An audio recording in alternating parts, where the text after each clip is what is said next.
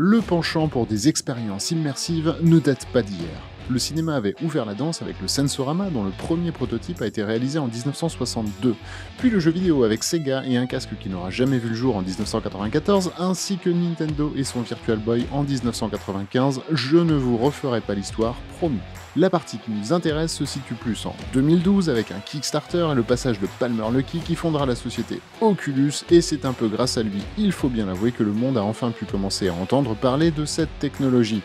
Depuis, tout s'est emballé, les constructeurs se lancent, les marchés se dessinent petit à petit, Sony crée son PSVR pour les joueurs consoles, Facebook rachète Oculus et décide de leur donner les moyens, Valve, au début partenaire d'HTC, se lance en solo, bref, on y arrive enfin. Il y en a maintenant pour tous les goûts, du casual aux passionnés de simulation, du jeu vidéo au serious game, du divertissement à l'éducation. En 2020, les gens commencent enfin à se projeter en réalité virtuelle. Mais ce tableau n'est pas tout rose. Une trop grosse attente des joueurs, problème de contenu, prise de risque difficile de la part des studios, un coût qui peut s'avérer élevé pour le consommateur et des standards à créer sont autant de questions et d'étapes à franchir pour que la VR puisse devenir vraiment un jour grand public.